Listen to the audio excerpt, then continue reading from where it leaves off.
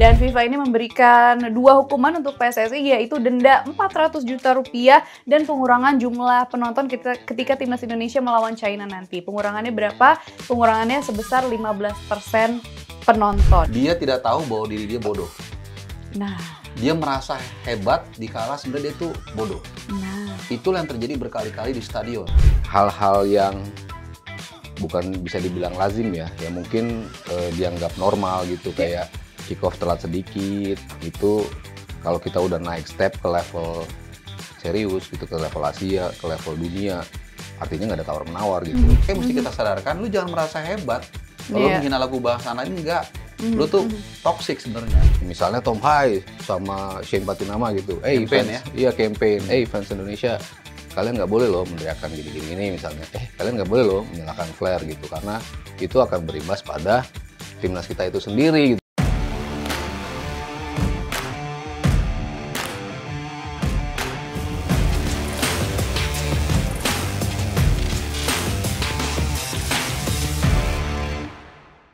hai teman Nalar, selamat datang kembali di Tiki Taka, ngobrol bola pakai nalar. Happy weekend, hari ini kembali lagi bersama saya Noella, Mas Sabto Haryo, dan juga masih bersama Bung Harpa. Halo. Gimana Mas, semangat minggu jadi tadi kayak yo. Yo. What's up teman Nalar? What's up. Seperti biasanya kalau hari Minggu kita mau bahasnya yang, ya walaupun bahasan hari ini nggak terlalu enteng-enteng banget sih, karena ini ada Berat malah nih. cukup berat ya? Karena ini ada kabar yang kurang mengenakan ya. Sanksinya berat. Iya, karena kita baru saja PSSI diberikan hukuman oleh FIFA ya. Karena FIFA menilai supporter melakukan tindakan diskriminatif saat laga melawan Bahrain. Jadi insiden diskriminasi ini terjadi di menit ke-80 di sektor 19 di GBK ya, sektor tempat duduk 19 dan waktu itu dinilai ada sekitar 200 supporter tuan rumah yang terdengar meneriakan slogan xenofobia yang dinilai ini tuh tentunya melanggar prinsip kesetaraan dari FIFA ya. Dan FIFA ini memberikan dua hukuman untuk PSSI, yaitu denda 400 juta rupiah dan pengurangan jumlah penonton ketika timnas Indonesia melawan China nanti. Pengurangannya berapa? Pengurangannya sebesar 15% penonton. Nah, gimana tanggapan Mas Sabto dan Bung Harpa terlebih dahulu mengenai hukuman ini dulu deh?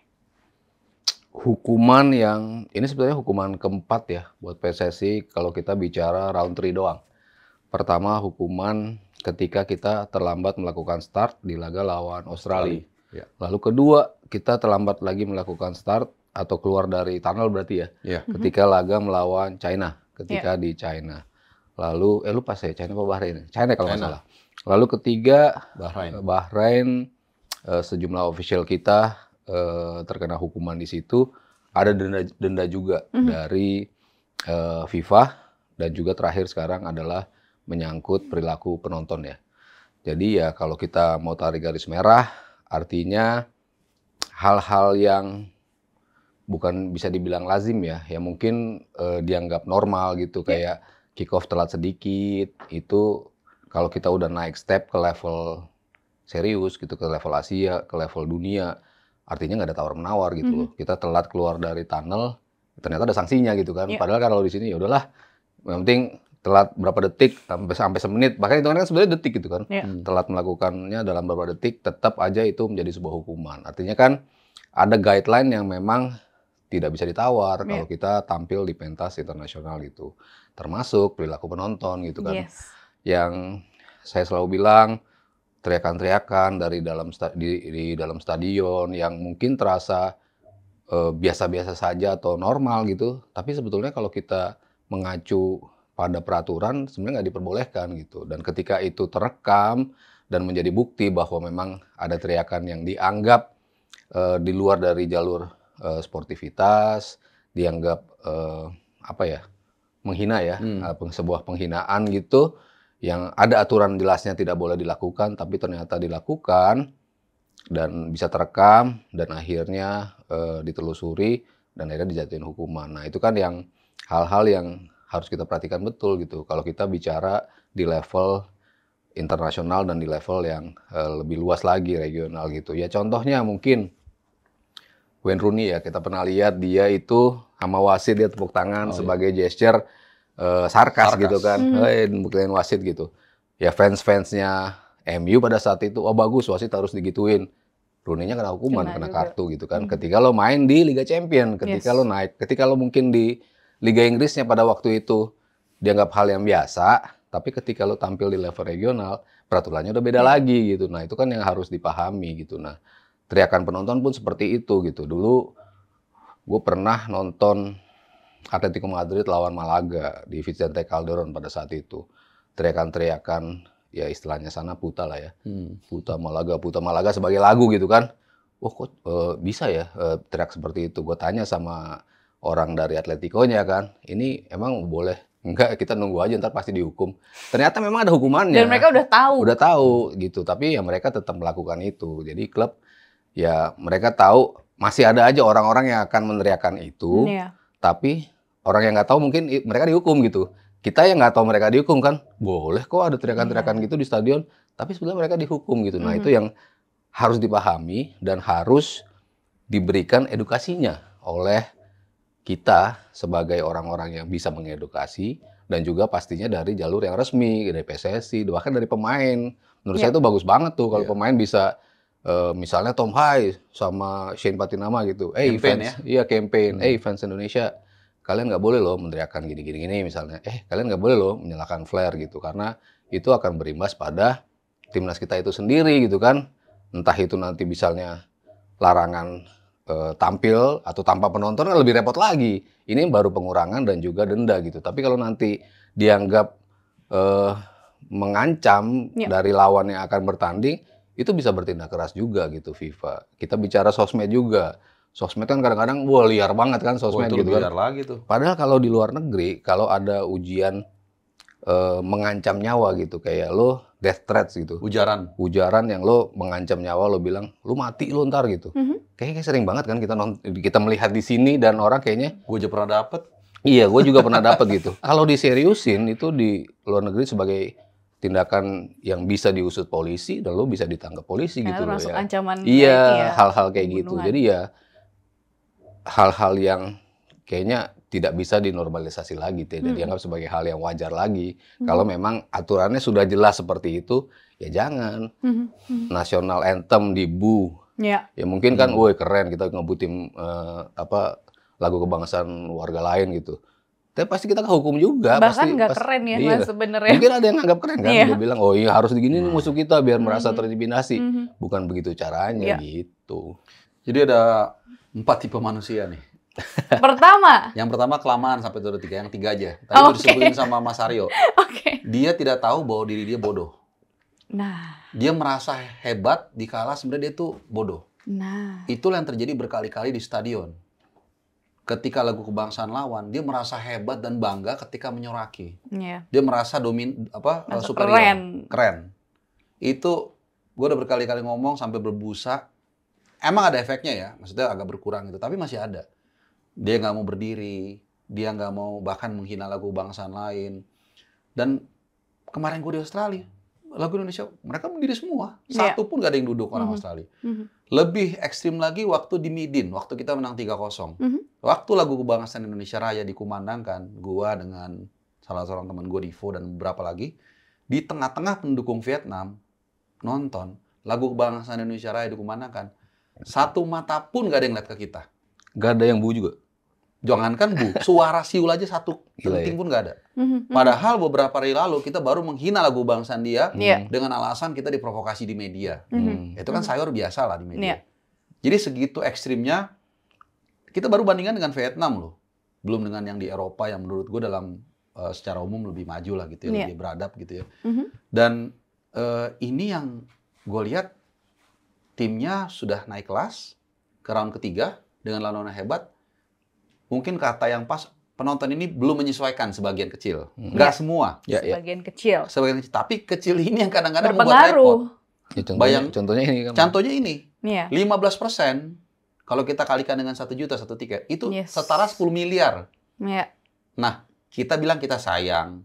Kita bilang kita bangga. Kita hebat dukung timnas dengan menghina lagu kebangsaan lain dengan kata-kata yang jorok. Akibatnya tim nasional kita short out 10 miliar yang kalau dikonversikan mungkin bisa untuk kebutuhan A, B, C, D, dan D termasuk TC di Bali. Termasuk gaji pelatih. Termasuk gaji pelatih, gaji semuanya gitu. Jadi kesadaran ini memang mungkin harus kita juga yang bertindak. Ya kalau ada di depan kita ingetin. Memang akan ada sedikit friksi. Tapi kalau kita nggak step up, kita nggak mencoba pelan-pelan. Tadi kata Mas Aryo bagus banget sarannya.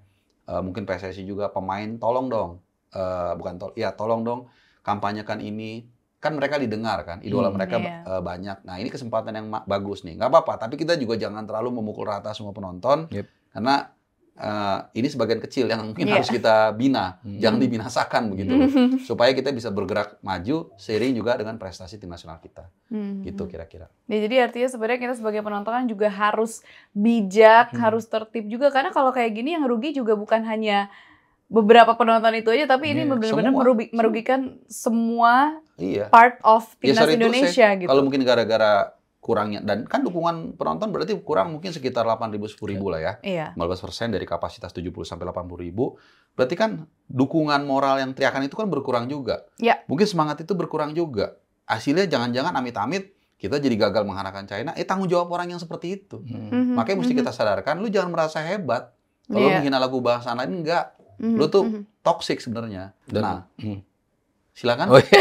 Dan kalau kita ingat kemarin ya, yang Marcelino lempar jersey kan, terus diambil, terus saya kan pakai ini kan, pakai face recognition. Iya, harusnya buat anak kecil ya. Iya, kan harusnya face recognition untuk orang yang dianggap mengambil itulah gitu kan. Ya pro dan kontra segala macam. Cuman kan kalau face recognition itu memang betul-betul bisa dimanfaatkan, kan berarti kan ketahuan dong kemarin siapa aja yang teriak. Nah kalau tadi bicara merugikan timnas, yang merugikan dia juga sebetulnya kalau nonton, kalau lu nanti terdeteksi, lu nggak bisa masuk stadion, dianggap dalam misalnya dikasih setahun, 2 tahun, 3 tahun, blacklist juga kan mereka juga yang rugi sebetulnya kan. Secara langsung mereka bisa rugi juga. Secara tidak langsung, ya timnas kita rugi, dukungan penontonnya kurang, PSSI rugi karena harus kehilangan potensi selain denda tadi dan potensi pemasukan tadi sebesar miliaran itu kan, jadi banyak faktor yang sebetulnya dirugikan dibandingkan untungnya tuh di mana gitu kan, nggak ada untungnya sebetulnya. Benar-benar ya udah. Cuman kesimpulannya adalah make mistakes but don't lose lesson. Oke lah, ini udah terjadi dan kita tadi yang Mas Aryo bilang di pentas yang lebih tinggi standarnya juga lebih tinggi. Termasuk telat 1 detik, 2 mungkin nggak 1 detik lah ya. 1 detik masih oke kali ya. 1 menit 2 menit matters. Ya itu tadi 3 kali sebenarnya tim nasional juga harus berkaca juga nih, karena kan 3 kali timnas yang bermasalah. Telat 2 kali, gue masih ingat tuh yang di lawan Australia itu gara-gara rumput kalau nggak salah. Sintayong protes kan rumputnya nggak ini. Terus yang satu lagi itu di China telat kick off, dan yang pertama itu di ruang ganti itu. Jadi ada kata-kata yang off the record lah, itu yang agresif ke official AFC di 1 kali penonton. Jadi introspeksi untuk semua menurut gue. Gitu. Oke, pertanyaannya dengan pengurangan penonton 15% ini, nantinya itu akan terjadi di sektor di belakang gawang, berarti di Tribun Utara sama Tribun Selatan. Ini seberapa besar pengaruhnya sih Bung Harpa sama Mas Sato? Walaupun tadi Bung Harpa udah bilang kemungkinan jadi kita bisa suara penonton Indonesianya pasti berkurang dengan jumlah 8.000 sampai 10.000 itu tadi. Tapi apalagi pengaruhnya? Jujur ya, gue nggak tahu nih kenapa dipilih di Tribun Selatan dan Utara. Kalau tadi off air sih kayaknya katanya dari situ suaranya Mas kalau nggak salah. Tapi anyway, terlepas dari apapun penyebabnya, ini jadi kerugian itu bukan hanya mungkin let's say 8.000 penonton yang berkurang, tapi 8.000 mungkin kali 2 atau kali 3. Karena di area inilah La Grande dan juga Ultras itu menurut gua, ini bukan gua mencoba untuk bukan cari nama ya atau cari popularitas, tapi mereka tuh benar-benar luar biasa loh. Mereka supporter. Gua mungkin bukan terlalu supporter mereka. Gua pengen kadang-kadang nikmatin pertandingan, nonton. Mereka tuh kadang-kadang caponya tuh ngebelakangin pertandingan. Nggak berhenti. Dia nggak nonton bola. Oh dialah yang jadi jantung pemain ke-12. Belum lagi koreonya. Dan sayang ketika itunya udah luar biasa, tifonya udah dipuji, Santero sampai udah ada di mana-mana tifonya dipuji, tapi masih ada segelintir yang merusak. Nah, itu kan sayang. Jadi kita juga bukan menjudge secara umum ya, kita membedah secara objektif supaya juga ini menjadi pembelajaran kita. Jangan sampai upaya dari teman-teman nih, dari seluruh penonton, terutama dari 2 basis massa supporter yang luar biasa ini, yang mereka keluar, gue tahu di atas 50 juta tuh bikin Korea yang kemarin, dan mereka sampai rehearsal beberapa kali. Mereka jaga jangan sampai bocor. Ini juga yang terbaru nih, hanya 4 orang tuh yang bikin koreonya dan nggak boleh ada yang tahu apa, keluar duit puluhan juta, ngabisin waktu berhari-hari, pikiran yang orang semua respect ke mereka, justru kita kasih tahu nih jangan sampai nih ada segelintir dari kalian yang mungkin kurang kurang etis atau kurang beretika, akhirnya merusak kekaguman kita ke mereka gitu. Dan akhirnya kan sekarang jadi berkurang tuh. Ya mungkin walaupun bukan pasti bagian dari mereka juga yang teriakin kemarin. Iya, tapi ya siapapun itulah penonton, ya kita harus kolektif nih. Jadi bukan hanya di sepak bola kolektif, tapi juga di tatanan penonton dan manajemen kita harus kolektif juga dalam mendukung tim nasional kita gitu. Nah kalau kita bicara soal Tribun Utara sama Selatan tadi kan FIFA ini memberikan opsi juga. Kursi-kursi ini boleh diisi sama komunitas khusus, sama perempuan, keluarga, atau kelompok yang anti diskriminasi gitu ya. Dengan catatan mereka harus membawa banner anti diskriminasi. Nah apakah solusi ini atau opsi dari FIFA ini bisa digunakan agar ya tetap penuh lah stadionnya? Iya. Kan opsi pertamanya kan ditutup ya, ditutup sama kain ya. Emang nggak bisa dimanfaatin stadion itu. Dan beberapa stadion di Eropa juga kalau kena hukuman juga seperti itu kan, ditutupin pakai bukan terpal ya, pokoknya nggak boleh didudukin lah barisan itu gitu. Kalau memang opsi tawaran untuk bisa tetap mengisi stadion itu, tapi dengan syarat tadi kan ada beberapa kelompok masyarakat yang boleh untuk duduk di situ, tapi ya ada syaratnya tadi kan. Membawa banner, mengkampanyekan anti diskriminasi yang menjadi basis dari hukuman itu sendiri kan kemarin karena kita dianggap anti diskriminasi gitu. Nah, kalau itu bisa dimanfaatkan, tapi kan tetap ada catatan juga ya, harus disetor. Ngasih sitting plan 10 hari sebelum. 10 hari sebelum kick off kan dibilang itu nanti begini akan duduk di sini, penggantinya adalah ini. Ya kalau sejauh itu dianggap oke sama FIFA boleh, ya udah nggak masalah gitu kan, tetap bisa dimanfaatin sebagai kampanye positif. Nah justru momentumnya di situ ya. PSSI itu bisa mengkampanyekan bahwa hey ini itu nggak boleh loh di stadion. Orang kan suka bilang di luar negeri flare di mana-mana kok nyala, tapi kan mereka nggak tahu kalau flare itu mereka dihukum habis pertandingan kan. Terus saya tanya juga kan ke klub-klub gitu, apakah mereka ini boleh? Ya kita gimana ya, tapi kita bayar dendanya pasti. Mereka bayar denda tetap gitu. Nah kita kan mungkin cuma taunya mereka boleh, kok kita nggak boleh gitu. Padahal mereka nggak boleh, mereka tetap nyalain, mereka bayar denda gitu kan. Iya, jadi jangan hanya melihat contoh yang buruk, itu boleh kita ikutin gitu. Karena kan kita kadang sering gitu kan, kayak itu nggak apa-apa kok nggak dihukum, ya udah gue juga gitu aja. Padahal mereka nggak tahu itu dihukum juga. Kalaupun itu nggak dihukum, apakah itu sesuatu yang bagus? Kan membahayakan juga. Itu aja lebih ke substantif sih. Gitu. Jadi ya kalau gue bilang sih, menurut gue terlepas dari hukuman ini akan berubah atau tidak, ya anggaplah tetap akan kita jalankan. Masih agak lumayan ya Mas ya, masih ada solusi untuk ngasih nggak benar-benar kosong kan lumayan. Artinya mudah-mudahan nanti siapapun nanti yang ditunjuk, apakah teman-teman kita disabilitas atau mungkin yang memang campaigner untuk anti diskriminasi, mudah-mudahan mereka bisa memanfaatkan itu, tetap mendukung juga, suara kerasnya tetap ada juga, dan jadi pelajaran buat kita juga gitu loh. Jadi jangan sampai kita ya mengulangi lagi apa yang udah kita lakukan. Sekali salah oke, tapi kalau 2 kali namanya keledai kan, seperti itu. Ya pesan-pesan politik kan sering banget kan. Di sana kok boleh ngibarin bendera apa gitu misalnya gitu. Ya mereka dihukum loh, jangan lihat mereka tiba-tiba ngibarin yang kayak gitu-gitu kan. Ya ini harus benar-benar kita pahami dan kita terapkan gitu tiap kita ke stadion. Oh larangannya tuh ini. Ya betul-betul nggak boleh larangan itu gitu. Jangan kemarin gue bisa kok. Tapi sebetulnya yang lo lakukan itu salah kemarin gitu. And again, nggak ada untungnya lagi sama sekali, malah membawa kerugian. Betul. Dan untuk soal nanti yang nanti mungkin yang mengisi kursi itu entitas tertentu atau komunitas tertentu, ini jangan sampai kita pikiran triki-trikinya keluar lagi nih. Ya kan, kita sneaking aja nih yang orang ini tapi ngaku itu jangan deh. Ya kan pikiran-pikiran seperti yang biasa seperti itu tuh jangan deh, karena ini mainnya internasional nih, nggak main-main gitu loh. Jadi ya kata tadi saat offer kita ngobrol, ya kalau mungkin di liga di lokal lu mau gimana terserah lu deh, ya kan. Tapi kan ini soal timnas, soal tim yang semua 280 juta kita dukung sama-sama. Ya jangan bikin kerugian. Terserah lu, biar klub lu yang nanggung gitu kan. Kalau di luar kalau itu kan klub. Ini kan timnas. Kita kan sayang semua kalau timnas. Ya janganlah kita ikutin apa sih susahnya sedikit berubah karena yang lebih bagus gitu loh. Termasuk juga soal kursi itu. Ya kadang-kadang ada yang kita ngomong, udah sana aja mas, sama aja. Aduh. Padahal udah sudah ada nomornya. Udah diatur kan baik, kecuali memang nggak kursinya ada yang ada kasuistis lah, mungkin salah atau apa kursi double. Tapi kalau memang kita udah jelas kursinya nomor segini, ya duduk di situ udah selesai. Itu mau berubah sedikit lah untuk ke arah yang lebih baik gitu. Wah, paling kesel tuh kalau dapetin kayak gitu. Kayak Noella sering ada ini, pernah ya? Enggak sih, cuman kayak kesel sih kalau ketemu yang kayak gitu. Ini di sana aja Mbak. Nah, cuman juga enak mungkin aja. masukan buat PSSI juga, karena selalu everything is man behind the gun. Mau di Qatar, sebagus itu stadionnya, semewah itu, ya mereka mungkin udah bintang 5 semua stadionnya, tetap nggak bisa, nggak ada apa namanya crowd control, nggak bisa. Sama seperti kita naik pesawat. Ya Noella mungkin udah 100 kali, Mas Aryo juga udah 100 kali. Bung Harpa 1000 kali. 980 Oh kali. iya, bener nanti. Nanti pas ke China. Jadi 981 yang ke Jepang. Ke Jepang, sorry. Itu kan tetap stewardess ngomong hal yang sama kan? Iya. Ya, kenapa? Karena kan nggak tahu, mungkin ada yang baru datang di situ. Himbauan itu tetap selalu perlu. Selalu ada, karena yang naik pesawat kan belum tentu yang udah 100 kali kan. Ada yang mungkin pertama kali, demikian juga di stadion gitu. Itu setiap kita emergency evacuation, kenapa selalu ada selalu ada orang. Kenapa pramugari selalu begini, selalu demo? Karena diasumsikan nggak semua orang tahu. Nggak semua pakai pantun tapi ya. Betul.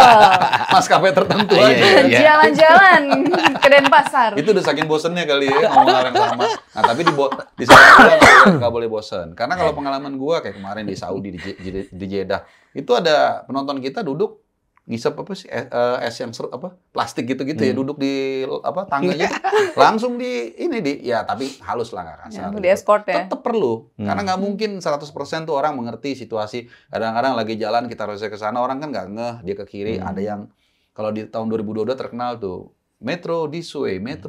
Jadi tetap crowd control tuh sangat perlu, dan menurut gua selama ini agak kurang sedikit. Ada perbaikan di timnas, tapi masih ada agak kurang. Dan mungkin bisa direkrut juga dari mahasiswa, ya kan? Karena mereka mungkin bisa dihitung magang ya atau apprentice, bisa dikasih sertifikat buat mereka juga kerja nanti lebih gampang, dan nggak perlu keluar biaya kan, paling hanya makanan mungkin ya. Itu even Liga Champions pun sekalipun Euro pun seperti itu. Ya. Gitu. Nanti disuarakan oleh School of Football. Nah cocok. Masuk. Begitu. Berarti crowd control manajemennya juga dia perlu banget ya untuk flow masuk keluar penonton, bahkan setelah udah masuk stadion, setelah udah duduk, karena kayak Bung Harpa bilang tadi nggak semuanya udah pernah, dan orang kalau salah karena nggak tahu ya udah gitu.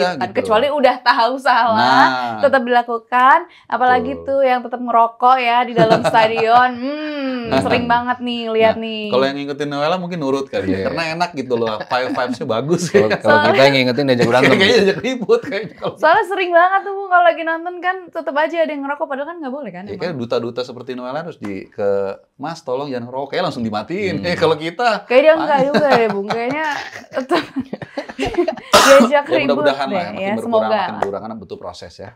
Iya, semoga kita berdoa. Kita berdoa. Berharap. Kita berharap. Tentang hari Minggu yang kita berdoa. Oke, ini salah satu hal menarik lainnya juga, ini kan PSSI diminta untuk ini ya, membuat rencana komprehensif mengenai diskriminasi itu tadi, untuk melawan tindakan diskriminasi di sepak bola nasional. Nah, kalau kita geser dikit ke Liga di Indonesia, ini masih ada juga nggak sih sebenarnya hal-hal diskriminasi seperti ini? Masih ya, ujaran kebencian itu kan ya harus diakui sering kita dengar lah, hampir selalu ada gitu di stadion, meneriakan ya hal-hal yang itu jangan itu dianggap sebagai hal yang normal gitu. Ini kan hal yang salah, tapi kan nantilah kita waktu tandang juga begitu kok mereka, ya nggak selesai. Iya pasti kan nggak akan selesai gitu. Tapi kan kenapa nggak menjadi yang benar gitu, yang menjadi yang benar dengan tidak melakukan apa yang sudah dilarang gitu kan. Karena kan ya lo mau ngelanggar ya udah pasti tim lo akan dihukum gitu kan. Tim lo dihukum kena denda dari Komdis itu kan lumayan juga lo ya, kalau dihitung-hitung ada yang 100 juta, dan kalau kita bicara banyak klub yang menggaji pemain aja susah, ya masa masih lo bebankan dengan denda-denda yang harus dikeluarkan juga oleh klub gitu. Jadi ya sayangnya juga lah klub yang lo bela nggak harus dengan sebuah kekerasan kok membela sebuah klub gitu, dengan nyanyian yang wajar-wajar aja, yang kalau banter-banter ya banter-banter ledekan, tapi bukan yang sara kasar yang gitu. Iya. Dan kata-kata yang agresif, dibuat lucu aja gitu. Tapi kan bukan berarti kita mengeluarkan kebun binatang itu dianggap lucu, kan tuh nggak lucu kan sebetulnya gitu. Jadi ya emang harus semuanya tadi Harpa bilang semua harus berbenah dan mulai sadar bahwa larangan-larangan di stadion dalam sebuah pertandingan itu nyata kok, betul-betul emang nggak boleh gitu loh. Ya segala macam bentuk lah ya tadi yang kita udah sebutkan di timnas, di level ini tuh jangan sampai ke bawah gitu loh untuk di level yang lebih tinggi. Ya kita mulai dari level kita membela klub, ya jangan kebablasan dalam memaknai sebuah fanatisme ya. Kalau kita fanatis, tapi kalau kebablasan ujung-ujungnya jadi yang irasional gitu kan. Nggak masuk di akal, tapi dianggap sebagai hal yang normal, ya jadinya kebawa kemana-mana gitu. Jangan dimulai dari situ.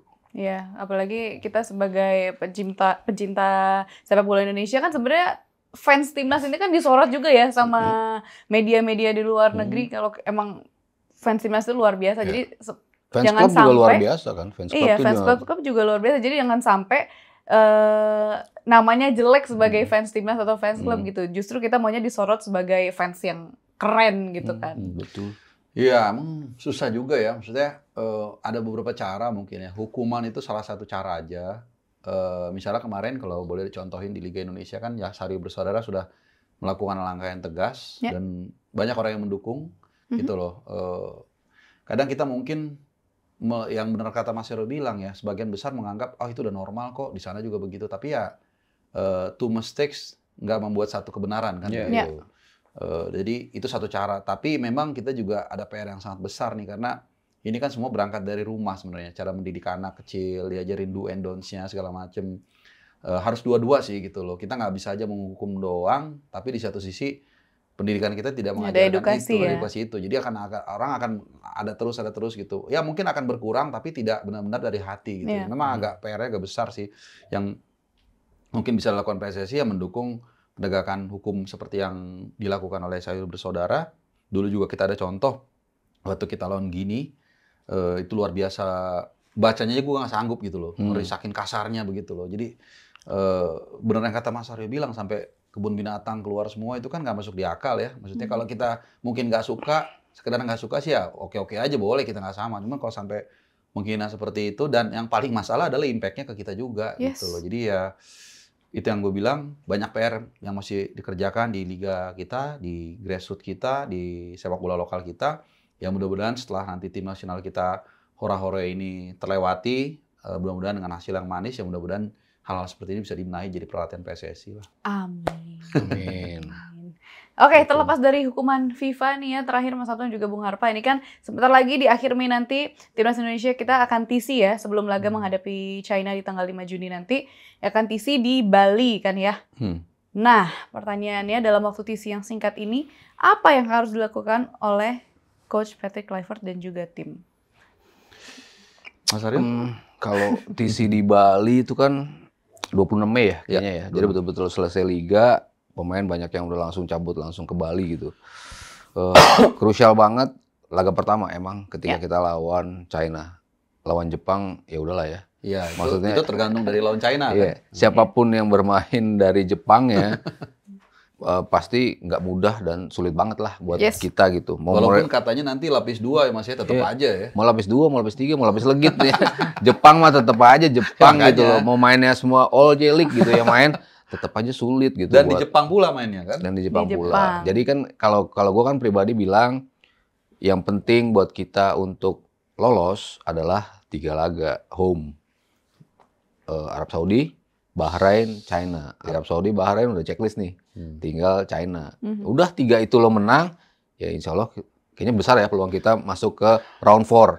Kan gue selalu bilang round 4 ya, gue nggak pernah bilang ke round 2. 1-2 forget it dulu. Kalau ada bonus Australia kalah mulu, Arab kalah mulu ya nggak tahu juga, siapa tahu gitu kan. Tapi ya gue selalu melihatnya antara 3-4 aja. Itu yang menjadi target realistis lah buat kita. Gitu. Tapi untuk menuju sana, ya 3 itu harus wajib kita menangi. Yang 2 sudah dilewati, tinggal lawan China. Jadi ya full konsentrasi betul-betul laga lawan China. Karena kan selain persiapan itu, kita kan kehilangan Martin Paes. Kita akan memakai kiper baru nih. Ya entah itu Hernando, entah itu Emil. Kayaknya lebih besar ke Emil. Tidak ada Marcelino. Itu kan juga kepingan puzzle sukses kita juga kan dalam beberapa pertandingan terakhir. Match winner dengan 2 golnya lawan Arab Saudi. Itu jelas pemain penting gitu. Belum beberapa faktor cedera yang sempat kita bahas juga kan kemarin. Kevin Dix cedera. Cuman sedikit gua update terakhir, Dean James sudah main 20 menit kemarin. Ya. Dean James udah mulai sembuh. Ragnar virusnya belum jelas hilalnya. Sampai itu dengan minggu lalu masih belum main. Belum juga. Shane Patinama juga belum tahu juga ya. Aman kayaknya. Udah aman ya? Aman, dia udah berlatih sendiri dia. Kalau kita bicara tim inti, kan ada di situ Kevin Dix, Ragnar di depan. Itu kan 2 pemain, ditambah lagi Martin Paes sama Marcelino. Jadi kan itu lumayan juga 4 pemain yang ya ini harus di TC itu betul-betul harus di-address gitu. Kita harus lawan, kalau bisa sparring lawan tim yang kemungkinan ada lokal. Iya, lawan tim yang super defensif. Gimana lo nge-crack pertahanan itu? Karena China gue rasa akan tampil defensif. Iya. Ketika kita main di Qingdao aja mereka defensif. Defense to counter. Kita kebobolan 2 gol lewat counter dan ada kesalahan di lini belakang lah ya. Itu kan harus kita matengin banget tuh strategi nanti apa yang akan dimainin, apa yang akan diterapkan, outcome-nya mau jadi seperti apa nanti di pertandingannya. Komposisinya 3-5-2 atau 3-4-3 itu kan betul-betul harus firm ditentukan pada saat TC itu. Jadi ketika nanti lawan China ya kita sudah siap gitu. Gimana caranya ketika tim itu agresif, misalnya kita dapat lawan atau 11-11-nya kita bagi gitu timnya. Satu lo nyerang habis-habisan, how to keluar dari sebuah serangan dengan tenang, gimana lo oper-operannya. Ketika tim lawannya bertahan total, gimana lo bisa nge-crack pertahanan itu ya? Itu yang harus terus dilatih, sehingga nanti eksekusinya sempurna pas lawan China nanti. Iya, lawan China ini mungkin ya pertandingan paling krusial sepanjang negara kita berdiri. Karena kalau kita menang, kemudian Bahrain nggak menang lawan Saudi, kita kunci round 4. Ya. Kalau kita karena Bahrain masih ketemu Cina ya, masih ketemu Cina bunuhan tuh. Gitu. Jadi kita share menang lawan China, penting banget kita untuk nonton juga Bahrain tidak menang dari Saudi. Itu kekunci langsung round 4. Lawan Jepang kata Mas Aryo bilang kalau ya udah lah ya, joy match. Ya, jadi ya enjoy aja, nggak usah terlalu berharap 1-2 kepleset ini. Termain kondisinya banyak lah. Tapi memang tadi yang dikatakan banyak PR, terutama absennya para pemain kunci tadi udah disebut ya, udah diupdate juga di James kemungkinan main. Emil, nah soal Emil dulu dari belakang biar kita runtun. Kemungkinan besar kan hampir pasti dia yang main. Masalahnya ada kabar baik yang sedikit menjadi kabar buruk buat kita. Timnya dia promosi playoff, yang artinya kalau dia lanjut terus sampai final playoff kayak Venezia musim lalu Bang Jai, maka dia akan bermain sampai tanggal 31 Mei. Hitung paling cepet itu udah cepet banget deh, tanggal 1 malam dia, let's say paling gampang dia tanggal 2 baru bisa gabung. Nah, memang posisi dia kiper betul, tapi kan namanya kiper belum pernah main sama sekali kan beradaptasi juga. Bagaimana konektivitas dia dengan Hafner, kemungkinan Hafner yang akan diturunkan kalau nggak cedera atau perubahan, Jai dan juga Rido. Bagaimana build up serangan, kalau lagi di pressing bergerak kemana kan tetap perlu chemistry. Untungnya Emil kita lihat punya bumi masih berputar ya. Hah? Untungnya bumi masih waduh, langsung hilang. Langsung hilang. Untungnya Emil punya CV yang luar biasa. Untungnya aku tak pilih menyerah. Hajar terus. Dan ya pengalaman dia di Inter Milan walaupun cadangan di Juventus, di Sampdoria lah dia. Jadi gue rasa ya dia punya mental yang kuat. Kedua, dia sudah mengikuti timnas di 2 laga terakhir. Walaupun di bangku cadangan, waktu di Australia, kemudian di GBK, tahu-tahu dikit lah dia suasananya, pressurize-nya seperti apa. Tapi ya tetap itu tadi, mungkin tetap butuh adaptasi. Kemudian juga soal TC, ini memang profil yang berbeda ketika kita jelang menghadapi Australia dan Bahrain. Saat itu waktunya sangat tight schedule banget. Pemain sampai tuh kurang lebih ya, H-5, H-3, H-5, H-4, H-3. Udah di situ aja tuh, langsung datang cepet, makanya agak kagok segala macam. Sekarang lebih panjang, ada TC, dan beberapa pemain juga sudah selesai kompetisi. Udah lama, Joao Pelopessi itu udah selesai 2 minggu lalu kalau nggak salah.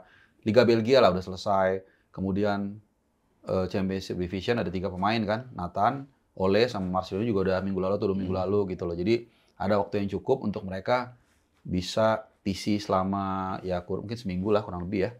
Dan 80-90% pemain. Bang Jai itu baru selesai 25 Mei. Jadi mungkin dia baru bergabung bisa 27. Jadi ya harus kita manfaatkan dengan baik, dan menurut kabar ada kemungkinan kita akan menghadapi sparring lah, menghadapi tim lokal. Jadi memang tidak bisa terlalu berat juga.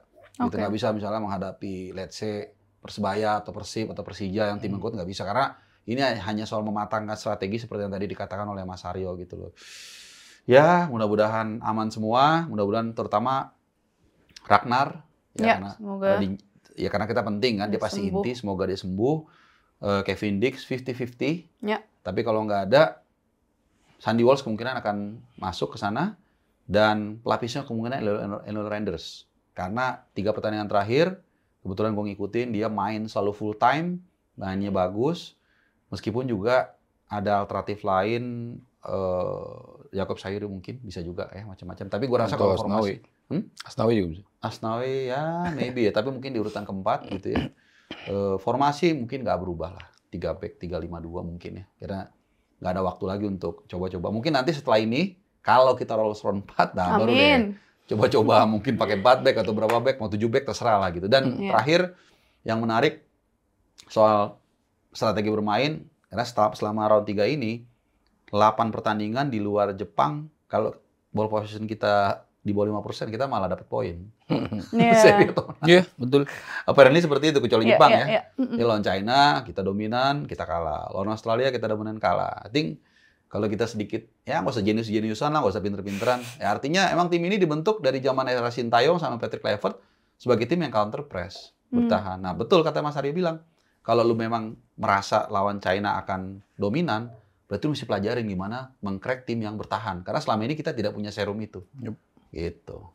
Kita sudah punya Ole tapi ya. Nah, kali ini bedanya kita sudah punya Ole. Tapi lawan Australia waktu ada Ole juga kita dominan nggak bisa menang, Mas. Gimana manfaatin? Nah, bagaimana manfaatinnya kan, udah punya Ole gitu. Semoga bisa terjawab pada saat mereka TC di Bali ya. Kalau kata Mas Sabto kan di episode sebelumnya, mereka ke Bali, apa yang harus dilakukan? Bawa baju renang. Iya betul.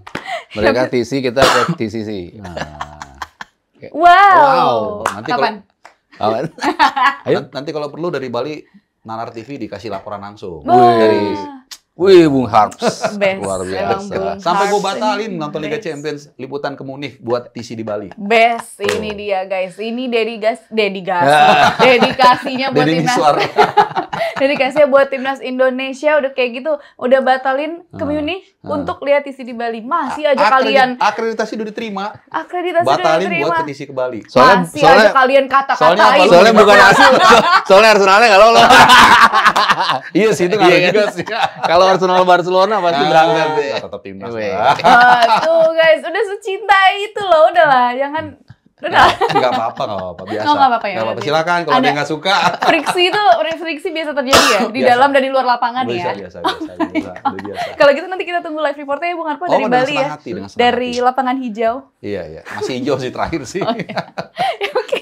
Terima kasih teman Nalar sudah bergabung hari ini. Makasih juga Mas Sabto, makasih Bung Harpa buat ngobrol-ngobrol hari ini. Kalau kalian punya opini lain, jangan lupa tulis kolom komentar. Jangan lupa juga like, share, dan subscribe YouTube channel Nalar Sport TV. Buat kalian sekarang juga udah bisa streaming Tiki Taka dan School of Football di Spotify. Saya Noella, Mas Sabto Hario, dan juga Bung Harpa pamit. Sampai jumpa di episode berikutnya. Bye. Bye-bye.